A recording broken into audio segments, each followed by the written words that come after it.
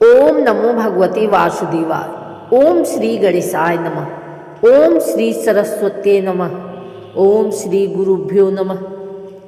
हे प्रभु, हम सब आज पौष मास की इस पावन अवसर पर आपकी कृपा से पौष मास महात्म्य कथा अध्याय 22 का श्रवण करने जा रहे हैं। हे नारायण, हमसे जाने अनजाने में कथावाचन और श्रवण में कोई त्रुटि हो जाए तो कृपया क्षमा करना। हमारी बुद्धि को शुद्ध करो, मन को स्थिर करो और हृदय में भक्ति भर दो। हम सब मिलकर पूरी श्रद्धा भाव से पौष मास महात्म्य कथा अध्याय 22 का प्रारंभ करते हैं। जय श्री हरि, जय श्री विष्णु, जय लक्ष्मी नारायण। प्राचीन काल की बात है। नैमिषारण्य में ऋषि मुनि एकत्र होकर सूत्रजी महाराज से बोले, हे महात्मा, आपने हमें पौष मास के व्रत, दान और स्नान का महत्व बताया। अब कृपा कर यह बताइए कि पौष मास में भक्ति करने से मनुष्य को क्या फल प्राप्त होता है।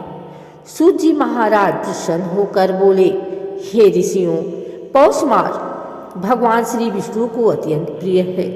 इस मास में की गई थोड़ी सी भी भक्ति असंख्य जनों के पाप नष्ट कर देती है। सूत जी बोले, हे ऋषियों, अब मैं तुम्हें राजा धर्मकेतु की कथा सुनाता हूँ।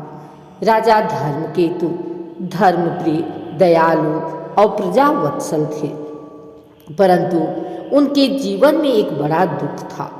उनकी कोई संतान नहीं थी। राजा ने अनेक यज्ञ किए, दान दिए, परंतु फल नहीं मिला। एक दिन राजा गहन वन में भ्रमण करते हुए एक महात्मा के आश्रम पहुंचे। महात्मा ने राजा से कहा, हे राजन, तुम्हारे दुख का कारण पूर्व जन्म का एक दोष है, परंतु उसका उपाय भी है। यदि तुम पौष मास में प्रतिदिन प्रातः स्नान, भगवान विष्णु का पूजन और गरीबों को अन्नदान करोगे तो तुम्हारे सारे कष्ट दूर हो जाएंगे। राजा ने विनम्र होकर कहा, हे गुरुदेव, मैं आपके वचनों का पूरी श्रद्धा से पालन करूंगा। पौष मास आरंभ होते ही राजा ने ब्रह्म मुहूर्त में स्नान किया, पीले वस्त्र धारण किए, श्री विष्णु का ध्यान किया, ओम नमो भगवते वासुदेवाय मंत्र का जाप किया।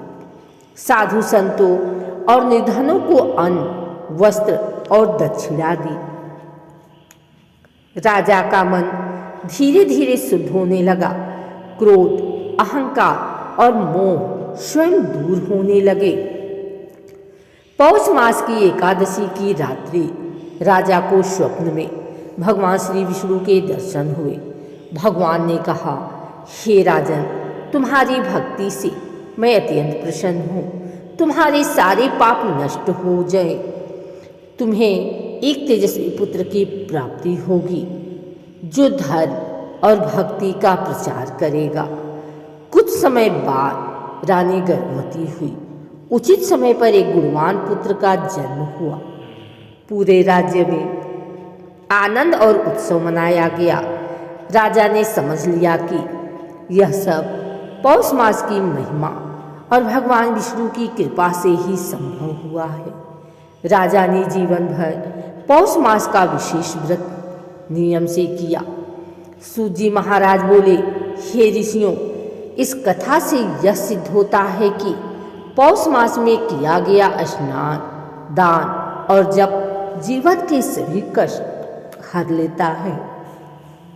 संतान सुख, धन, यश और मोक्ष सबकी प्राप्ति होती है।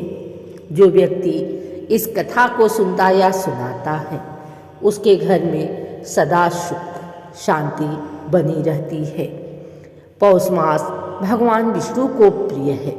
इस मास में किया गया पुण्य अच्छे फल देता है। बोलिए जय श्री हरि, जय लक्ष्मी नारायण। कथा पूर्ण हुई।